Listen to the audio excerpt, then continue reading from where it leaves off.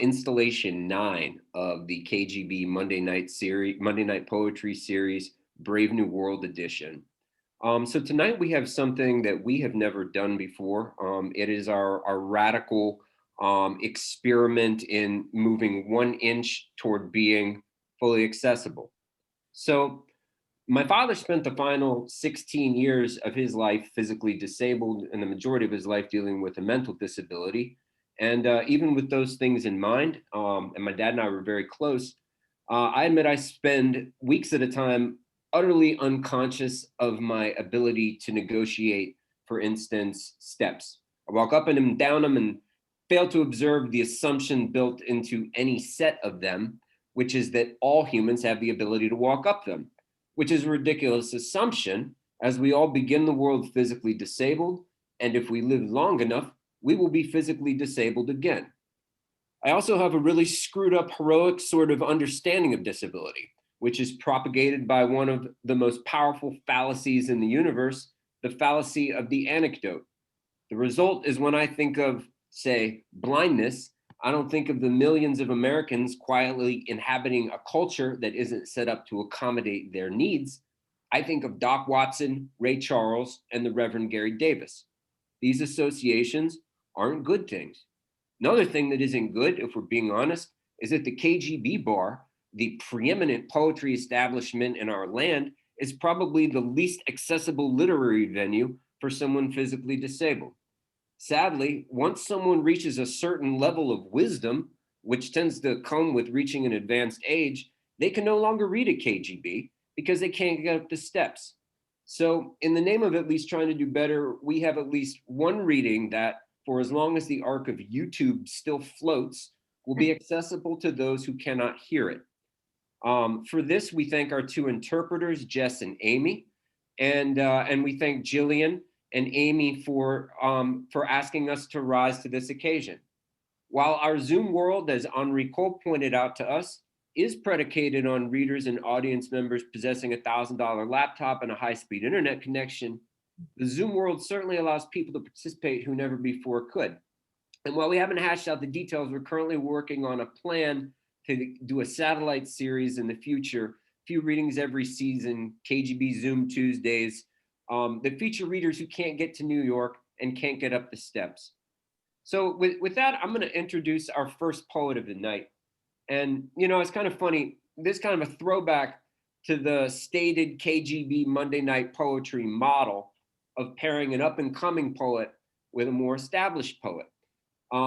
So we kind of strayed away from that in recent years and have begun, you know, pairing poets on the fact that they have the same first name, you know, and things like that. You know, we thank Jillian for being willing to be the established poet and invite a young poet onto the bill. I say that because, you know, back in like 2008, our old curator was booking James Tate, and James Tate wanted to read with John Ashbery.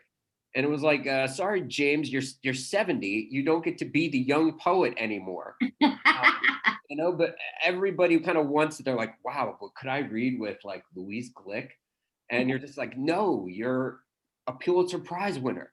Anyway, so I see why Jillian, though, vouched for Amy and her work.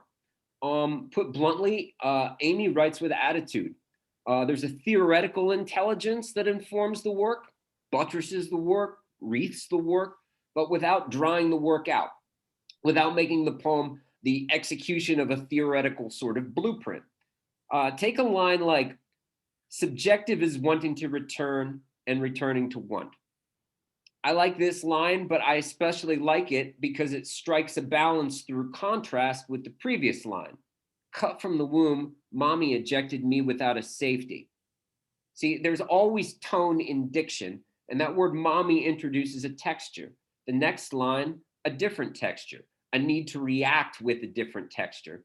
And the result is that the gestures in Amy's poems don't mush together into sort of like a beige against beige sort of monotone of rhetorical anaphora, you know, as an example. You know, her language also seems faithful to the unspoken language in our heads, all those trees that fall in our brains with no one to hear them.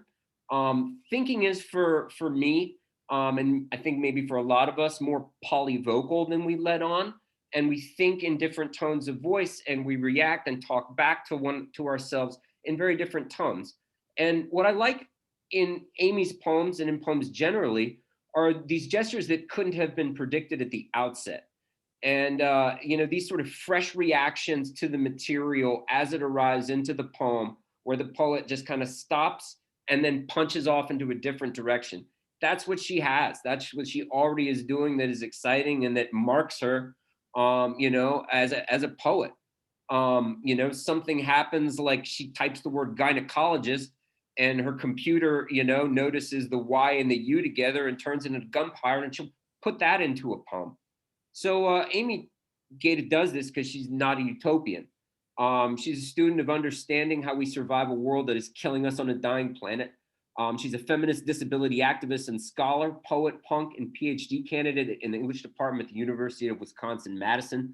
Her academic work specializes in the psychological aspects of human technology relations under this surveillance state. In poetry, she explores mental illness, desire, and the impossibility of being human. We welcome her to KGB Monday Night Poetry, Amy Gaeta.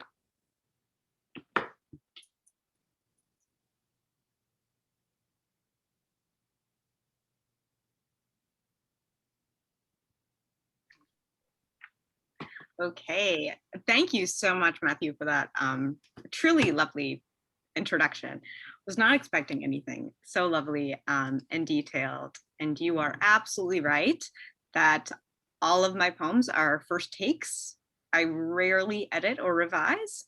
Most of it is just stream of consciousness. So what you see on the page is really just how my head works.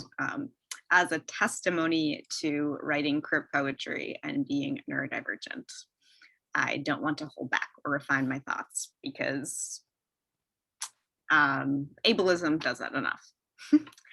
All right, so I'm going to start now. And as I mentioned earlier, I put a link in the chat there to a Google Doc where it has all of the poems typed out, just in case you want to follow along or if that's more accessible for you. Great. Anarchy is a love poem. When you stop forgiving, others don't know the power created. Refusal blooms. Your hands a little less tired, lips a little less chapped. And now you can give, take, without shallow ghosts pressing against the skin that holds you. Social constraints order the parts fearing transcendence. Parts desiring supplementation, parts desiring decentralization. Life already goes unfelt. Do not give it more pleasures of numbness. The only freedoms lie in which the subject cannot bear to forfeit. Forgiving sans desire, forgiving as exchange, forgiving as polite. Future as in front of all day's eyes. That was the first time I've ever read it aloud, actually, so that's fun. Okay.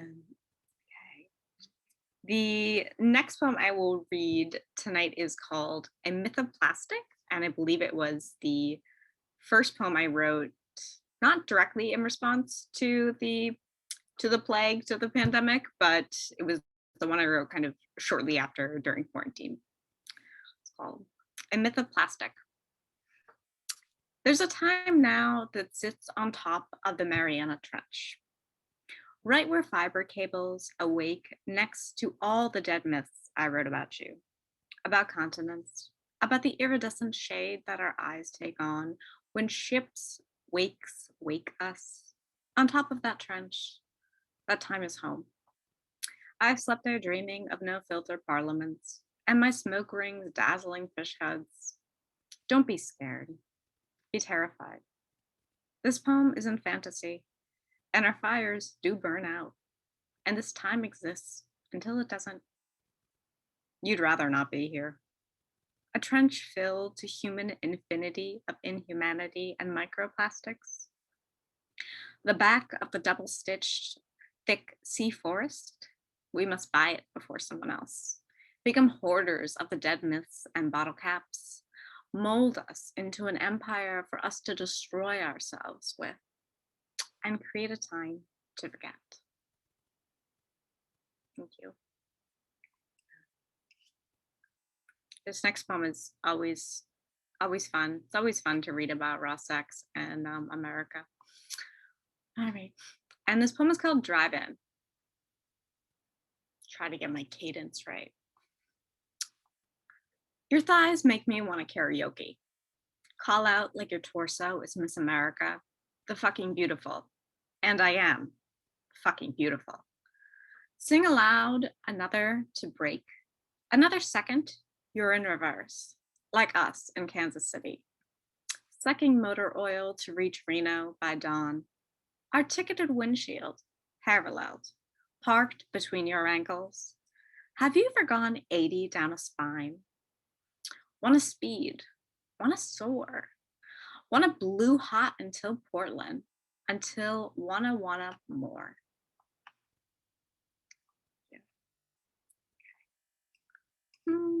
And following the raw sex poem, we'll move on to the one of the many daddy issue poems, respectively.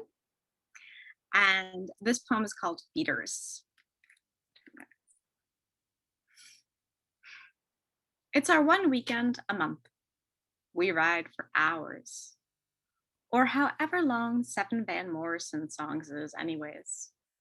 Next, my Mary Janes slide me all over the cobbled streets, begging to be carried, lifted into the magical den of soft walnut crust wheat rolls, maple pecan coffee beans. No, not that Green Mountain dirt, only the freshest for duck feeding season. Sneaking slices by slipping them into my linen pockets. Ducks cluster around the stash I plan to devour on the way home. He laughs at me in lieu of conversation. 2 more hours scheduled at this.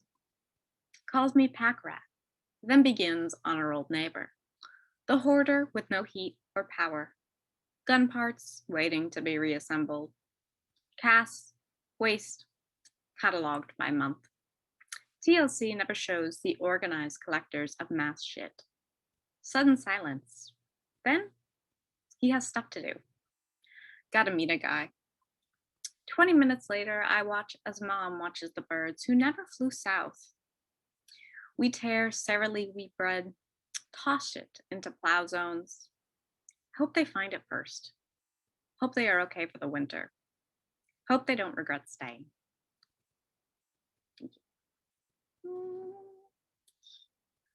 Okay. And this next poem I actually wrote almost 10 years ago, and I believe it was the first poem I ever brought into a poetry workshop, and they absolutely destroyed it. So it was really fun to kind of rework it. And thank you to my first poetry mentor, Lloyd Schwartz, amazing poet, for taking me really seriously and making this poem something great. I think it's great. I say it's great. And this poem is called These Actions May Cause Fever. 1. When I sip raw milk, gnaw clusters of wild fruit between the very teeth her tongue touches. 2 brown bags appear on top our kitchen table. Supermarket strawberries and a gallon of Hood. A note, because I care about you. The fat on my bones chews itself. 2. The first trip I got the window seat, the May spent in Seville. I told the matador I liked his cape, even though his strong hands frightened me. All those €5 coffees dolloped with cream went right to my hips, apparently. Mothers can always tell. 3. Let's write poems like the surrealists. Write, fold, don't look, write. But she doesn't get it. That's okay. They didn't either. We take Klonopin and watch Project Runway. 4. Bodies parallel, still dressed from dinner, carpet fires impressed into our skin, slurs of preservation. If only, I regret, you're beautiful. Never again will we nurse wine with my back jellyfished into his. 5. That French minor disappeared when I couldn't translate the exhibit titles. So, Dad wondered aloud, what did you even do the last 4 years? He tries to cut me out like he's Matisse. Too bad I've already done it myself.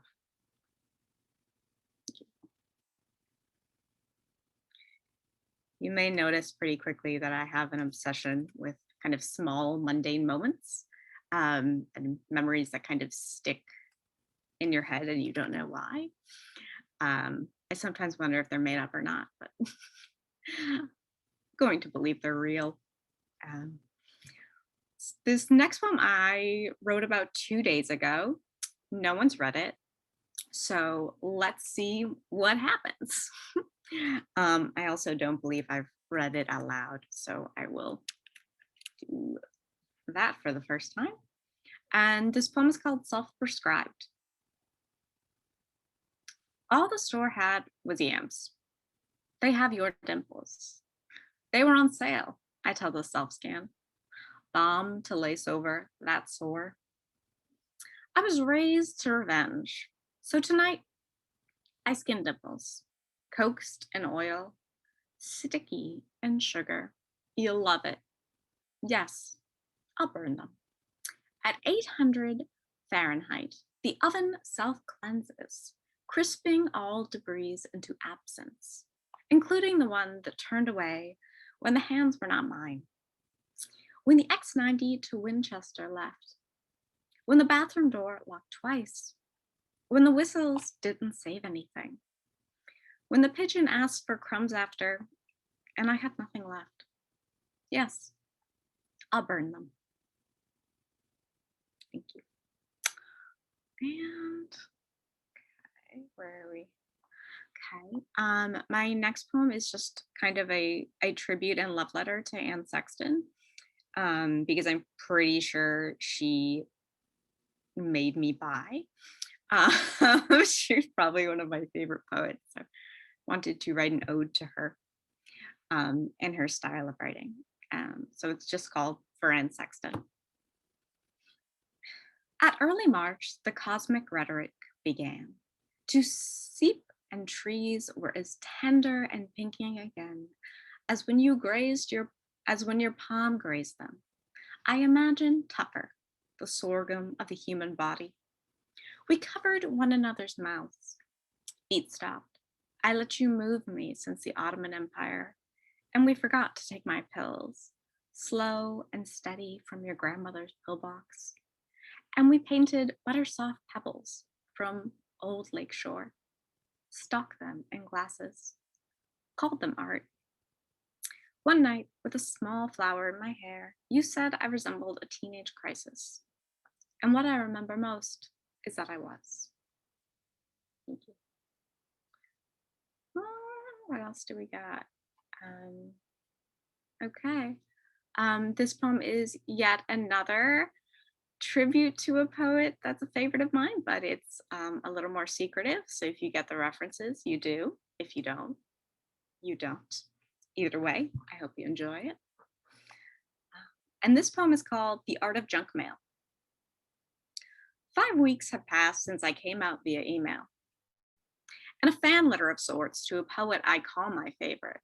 She read at my school, and I felt she was someone I could almost feel myself next to, not in bed or in life, but at ATMs, checkouts, gas pumps, where normal people are too afraid to speak aloud to one another. Bodies don't invade the space we're all told we have, just move in the same direction. I buy that pocket-sized guide to Japanese-inspired decluttering or whatever. Apparently, everything I own is Western privilege. My furniture blocks positive energy, the root cause of my stomach aches. New news to me. I wrote her that those poems about the Kennedys gave me these knots. Besides white cheese and Birkenstocks, my possessions are shipped to various New York avenues in hopes that one will land on her soup. I can tell myself she's unpacking my old Lost box set before replying, before my sexuality exists elsewhere than a sent folder. At 100 odd pages, I read it and minimize my life twice in one day. But there's still a small turning in my gut that makes it impossible to delete that email from every thought. It does more good slipped into a manila envelope, addressed to the busiest ATMs, checkouts, gas pumps, creating the space we all really don't have. Okay. And this will be my last poem. And I wanted to end on a poem that I thought could speak to honor today. If you're unaware, today is the kind of International Disabilities Community Day of Mourning, where we mourn and honor all of the disabled people who were killed by their families or their caretakers, purposely killed, either through neglect or through murder. So I wanted to honor them, and I also just wanted to say, if you are one of those people, I am so glad you're alive. If you experience that. So this poem is called ER. Little patches of exposed skin guide my nightly shower. I rinse, I don't dare repeat. Strands slipping out of place get slapped on the shower wall, or sneak their way under my nails. Dad wasn't convinced. I brushed too much force. He brought me anyway. Date of visit, 2 weeks before my sweet 16. Reason for visiting, I brushed too much force. How would you rate your pain on a scale of 1 to 10? That's easy. I wouldn't. We waited while I let my fingers glide over the smooth spots purposely hidden above my temple. Nurses stumbled in and out, startled by the scared child in the backless gown. They didn't have answers, or a doctor on call to diagnose me. 2 hours wasted. Not even a script to shut up my nerves or help regrow. Dad flailed his arms at the nurse with a clever, I better not get fucking billed for this. And my favorite, I can get the mayor down here in 5 minutes. He brushed too much force. Thank you.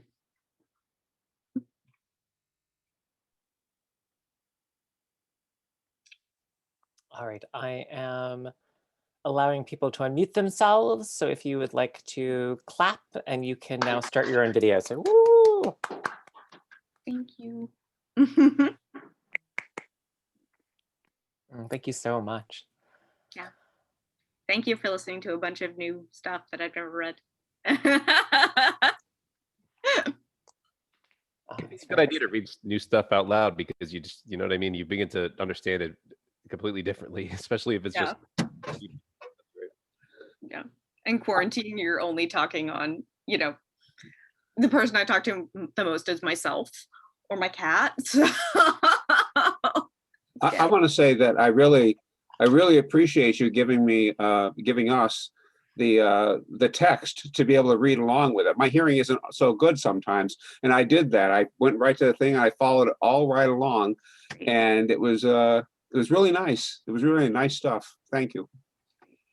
Thank you. I'm glad that it was helpful. Yeah, that's something that's come up a couple times now. We had Vijay Seshadri a couple of weeks ago do the same.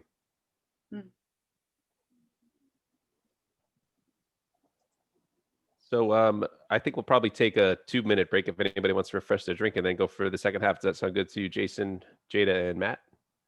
Yes. That's what we would normally do with the bar anyway. We still haven't quite determined how much sense it makes doing it in this. We just kept following the same format, but. And breaks are good. Breaks are very Zoom fatigue and crypt friendly. And so I can do the PBS fundraiser part of the evening. So if you would like to help keep KGB alive, if you would like KGB to be there, when all of this is over. And we're getting closer to the other side. I know a number of people in the room are vaccinated already. New York put educators first, so a lot of us have been able to do that, even though I know like a lot of people in other places haven't had that good fortune, or successful infrastructure, maybe less good fortune and more successful infrastructure. So if you go to fundly.com and you go to the KGB bar fundraiser, there are lots of giving levels. You can give at any level that you want. You don't have to give at these levels, but if you do give at the levels, then you get prizes or you have rewards waiting for you. So if you do the $15, you have 2 drinks waiting for you when KGB is open again. So if you're excited about 2 drinks, why not put down $15 right now and have them waiting for you at the bar that you can see behind me, even though it's not really behind me right now. And then these levels go all the way up, and we're still hoping that someone will give the $50,000 level and get the $45,000 bar tab. We're holding out for this, but so far no one seems to have taken us up on that one. We do have one question. Do you ship the drinks to Ohio? I think if you enter at the $50,000 level, then we would probably ship them to Ohio. That's a good chance. Beyond that, I'm not sure. Build a pipeline. Yeah. Get it to you wherever they are. Pipeline of little red straws. Oh, sort of like, yeah. And the other piece of housekeeping that we need to do before we can come back from our break is that next Monday is the KGB once per season open mic. So if you would like to read in the open mic, you get 3 minutes. We do rank everyone who comes as a judge, and everyone ranks everyone. And then the winner, and we do calculate winners, the winner gets to add themselves to a bill. So if you had won last season, you would have had the chance to read tonight, had you wanted to, had that been your choice. So it's a pretty exciting. I don't see, is Don here tonight? I don't see any winners. Usually we have some winners who are in the audience of past open mics, but I don't see anyone this week who I'm remembering off the top of my head. John, Jada, Matt, do you see anyone? I do not. But yeah, it's a pretty cool prize because then you can look at our schedule for the fall and just attach yourself to any bill if you're the winner of that. And it's fun because, as Jason pointed out, every person in the room, comes up with a score for everybody. And so Matt always says in the beginning, start by giving yourself a 6 to all the readers. And one of the things that we found was interesting when we did it in the bar was that after it was over, everyone looked around and had heard from almost everybody else except for, the couple of people that may have been there just to kind of watch. And we've done this once online now, and there actually was a similar effect. We're all staring at each other on Zoom after, but everyone had their moment to sort of express, and it was quite interesting. So it should be, again, it's really fun. So yeah, message Jason if you want to join. Yeah, just private message me your name and your email, and we'll send you a reminder later on this week. And then Monday we'll have the open mic. And Zoom, actually, through Zoom polls, the calculations are quite fast. The calculations used to be much slower. And Katie is very kind. But sorry, is Alana, are you Katie right now? But yes, I like math a lot.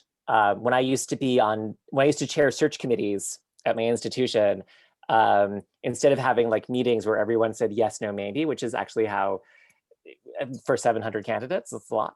I would have everyone do spreadsheets, and then I would calculate the average, and then I would use the standard deviation if we had too many ties.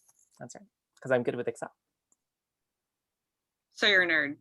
I'm a big nerd, and I like statistics. Although statistics is really problematic, and I actually learned a lot about statistics in reading disability studies, that there are real crises of statistics in which magically sometimes we all want to be in the middle in our bell curve, and if you're on the left or the right, you're a bad person. But sometimes we have percentiles, and if you're at the top, that's good, and if you're on the bottom, that's bad. And yet we just know which one we want. That's a problem. Human math. Statistics is human math. All right, so are we ready to move to the second half of the night? John, are you? Yeah, let's do it. All right, so I'm going to spotlight. I'm going to add John to the spotlight. Everyone, I'm going to take away your powers to unmute yourself and to turn your cameras on and off. And so John, Jillian, and Amy should be the only people that we can see. Okay, John, you ready to go? Great, thanks, Jason. I'm really excited to introduce our next poet, someone who I think the last time I saw was at KGB actually a while ago, and can't wait till we can do it again. But yeah, really excited to have you here tonight. Thank you.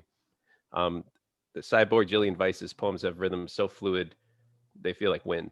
I mean, it is as though you feel them physically as they move down the page, and when you hear her read aloud. She's an arresting reader of her work and one of the most creative artists in the world, evidenced in both her poetry and her approach to disability rights advocacy. Let's face it, author websites are almost always pretty bad, or at least pretty boring. But I urge you, after we finish tonight, to go to jillianweise.com and just watch the first video you see. You'll find a social critic of the most consequential nature because she speaks truth directly to power and makes art that sounds the bell even further. Often she accomplishes both at once. Her poems are rooted deeply in the psychic experience of having a mind at all, of having a physical presence in the world at all. What is self? What is persona? How we can change in order to survive, and what continuing developments in technology even can mean for that. Does a soul exist? If so, can it be downloaded into eternal life? In some sense, in her poems, it feels like it already has been. I think she's light years ahead of all of us, and we are incredibly lucky to have this riveting poet at KGB Monday Night Poetry. The cyborg, Jillian Weise, is a poet, performance artist, and disability rights activist. Her first book, The Amputee's Guide to Sex, was reissued in a 10th anniversary edition with a new preface. The Book of Goodbyes won the 2013 James Laughlin Award from the Academy of American Poets. Besides speculative novel, The Colony features Darwin, James Watson, and Peter Singer. Her essays have appeared in a public space, granted the New York Times, Tin House, and elsewhere. She works in editorial at the Paris Review and the Ira Review. BOA Editions published Cyborg Detective in 2019, and it won the Penn Oakland Josephine Miles Award. Size short film, A Kim Deal Party, screened this past fall at Public Space 1 in Iowa City. The film is on Crip Time and available exclusively to disabled people. Red Mare Press, a disabled publisher, put out Size chapbook, Give It to Alfie Tonight. It sold out in 48 hours. Here is the cyborg, Jillian Weise. Thank you so much, John. I'm thrilled to be here. The last time I was at KGB was with Natalie Shapiro and you, I think. Mm-hmm. And yeah, it's wonderful to be at an accessible KGB with ASL interpreters, and it's a blast to read with Amy, whose poems I love. And I'm also really grateful to the hosts, Matthew and Gaeta and Jason, and to the host poetry. I mean, all of y'all's poetry is awesome. I have poems in a document. Wait, do you have it? Thank you also to everyone coming out on a Monday night. Here in Greenville, South Carolina, it's very dreary and rainy. I don't know what it's like where you are. Okay, now you have it. This first poem is from the Book of Goodbyes. And I spent my 20s really in unethical romantic relationships, playing side chick and loving it, really enjoying it, because I didn't want anything to interrupt my career, and I didn't want marriage. I just didn't. But also, I didn't realize that there was such a thing as polyamory until my 30s. So now I feel like I'm just legit because that's the style that I'm choosing. This poem is called I've Been Waiting All Night. I reckon you were asleep with your girl when the phone rang. Make something up. I've been waiting all night to tell you about the couple in post-war France. The woman fresh in her grave, and the man who didn't like his mistress dead. And no, sir. And so exhumed her to the dismay of his wife, who had him arrested for the stink he made. She was reburied, returned to the dead. After jail, he dug her up to fuck again, attached suction cups, and crafted a wig from a broom. You can go now. I'm more in the mood than you're used to.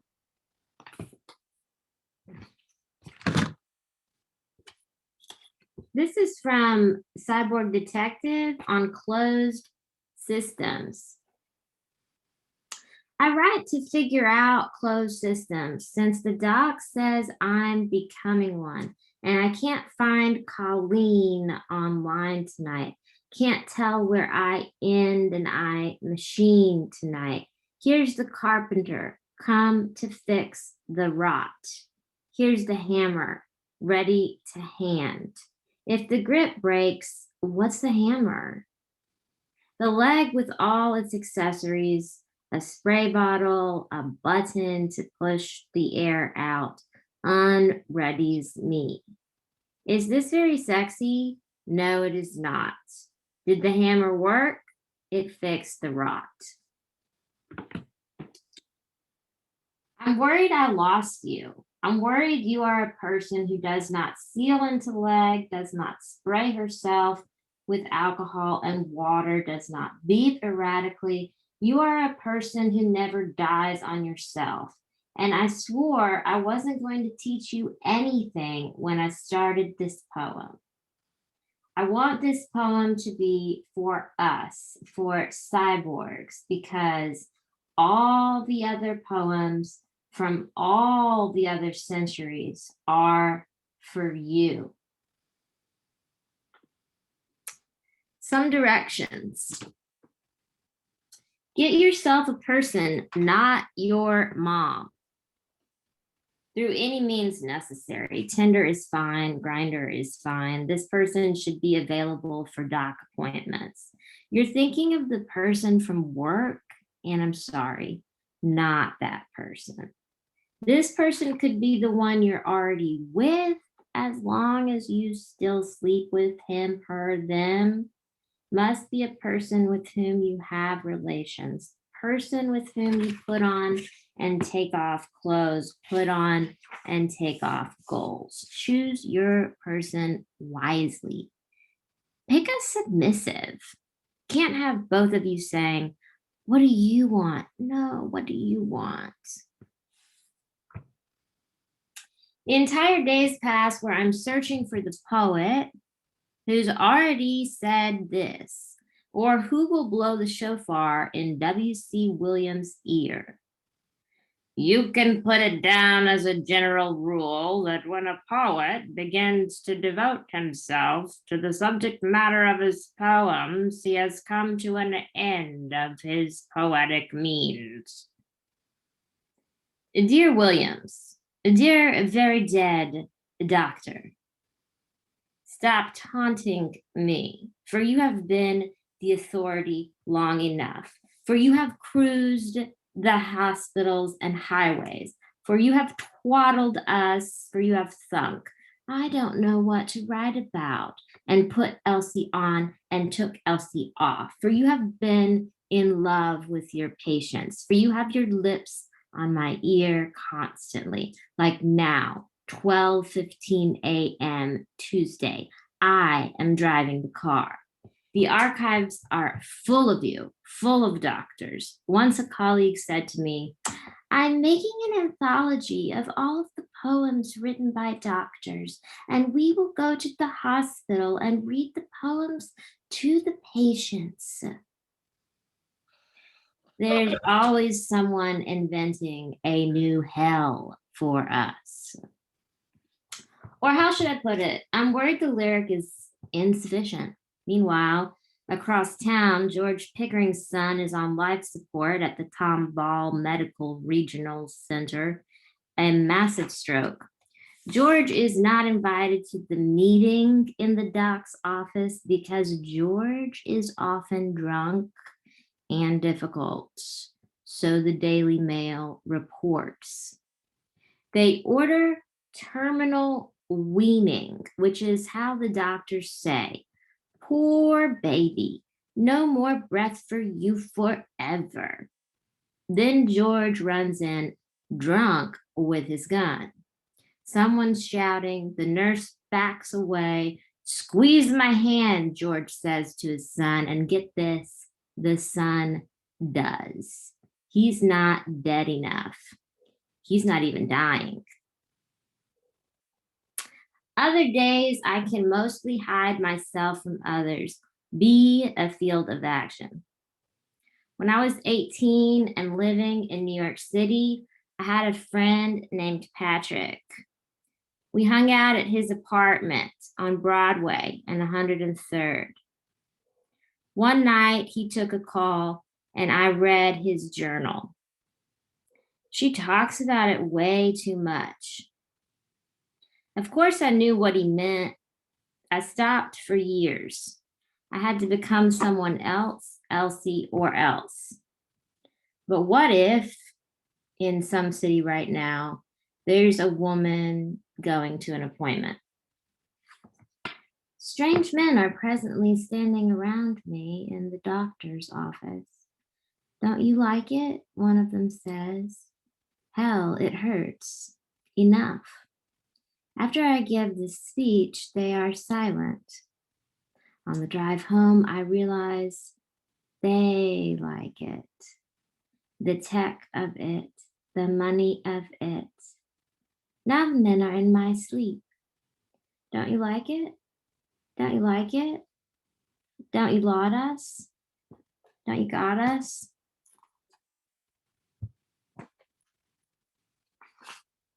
I'm reading a Robert Creeley poem next called Then, because Robert Creeley is like a disabled grandfather to me. He's very outspoken about having one eye, and I adore his work. It's very plain style. I am always aspiring to a kind of plain, like very deceitful, almost like deceptively plain poem that gives you a feeling.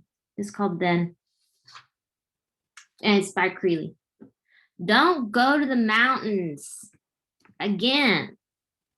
Not away, mad. Let's talk it out. You never went anywhere. I did, and here in the world, looking back on so-called life with its impeccable talk and legs and breasts, I loved you, but not as some gross habit, please. Your voice so quiet now, so vacant for me. No sound on the phone, no clothes on the floor, no face, no hands. If I didn't want to be here, I wouldn't be here and would be elsewhere. Then, supremely grateful to Susie at Redmare Press. Now listen, Susie said, Jillian, do you have a chapbook? And I said, no, I don't have anything. I don't even have any idea what's for dinner. Like, I'm in a plague. I don't have shit, Susie. And Susie was like, why don't you think about it? Like, maybe you will have one and you just don't know it. She was right. She was absolutely right. So she put this chapbook out. It's called Give It to Alfie Tonight. But she also inspired me, y'all. She inspired me to fucking start making sonnets on a damn Etsy. I'm making sonnets on Etsy, okay? I'm making other things too. But I love making visual sonnets. Oh my God, there's my Etsy shop. Okay. Where are we? What poems are we reading? Sappho. I've been into Sappho for a minute. I have an unpopular opinion about the best translator of Sappho. It isn't Anne Carson. It just is not, okay? And the reason that it isn't is because Sappho was singing all of her songs. I triple dare you to figure out how, to an Ann Carson translation, you would set that to guitar. You can't. You cannot figure that out. So you are going to Willis Barnstone's translations of Sappho. This is Sappho Fragment 51, the cyborg version. I don't know what to do. I'm of two minds and three legs and four settings. Get out of the way. And then Amy and I got in this fight one time about something. I don't even remember what it was, so it must not have been that important. But in the middle of it, we were just both like, this is silly, let's write poems. And we did. So that is my suggestion for if you get in a fight with someone, just be like, no, we're writing poems now. This is a poem I wrote called Clonopin Come Back. I'm willing to skate for you, to walk into a lake for you. Dr. Vinny says there are 80-year-old women climbing the walls if he takes them off Klonopin. Maybe don't take them off it then. I am willing to take the surveys at the end of the calls for you. I am willing to unsubscribe from relationship anarchy for you. Turn back the clocks for you. Circumcise all the theorists you don't like, even if you don't like the Everglades, even if you curse the alligators, even if you profane Katie O'Sullivan's friend's grave, and fuck that pariah-toothed basketball player on his one true break from the pandemic bubble, even then, Klonopin. I think I'm being brave enough to share a poem called To-Do List. Yes, To-Do List. Candles. Something about ritual. Light things on fire. Find out how your lips hold a cigarette, how you suck in, how you blow out. But what I want to know what soaps on you. Go to coffee with you. Go to coffee in cars. Tarot cards. Sit on your lap, facing you. So you have to shuffle behind my back.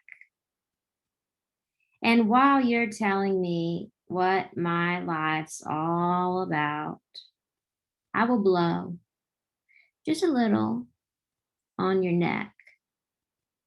But where? Wherever you want. Thank you.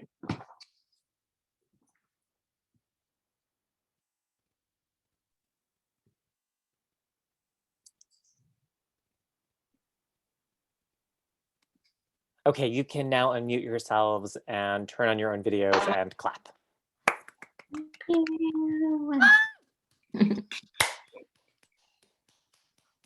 Oops. That was out of this world.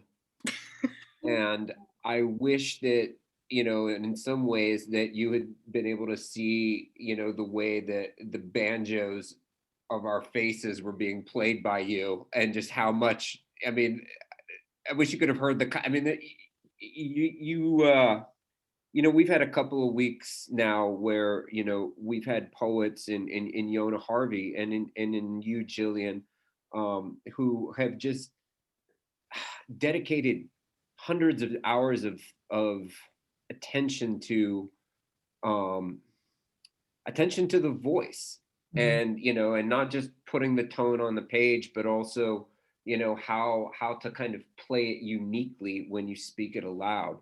That was just pure pleasure. Thank you so much. Hilarious too. Thank you all for showing up. And I'm so excited that Amy and I got to read together, because half the time when I'm writing or making something, I'm like, Amy, I don't understand what I'm making.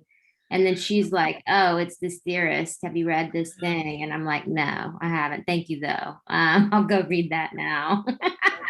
I did. I was so nerding out because this is a fun fact that Jillian's been one of my favorite poets for like years. And we've only been friends since what, like September? Mhm. Yeah. And then we became really good friends. And I'm like, this is surreal. Like I'm reading with Jillian. Like, wow. So it was very cool, and I'm extremely grateful to have been invited. Yeah. We're thrilled. I'm going to stop the recording, and we can all hang out as long as anyone wants to. I'm just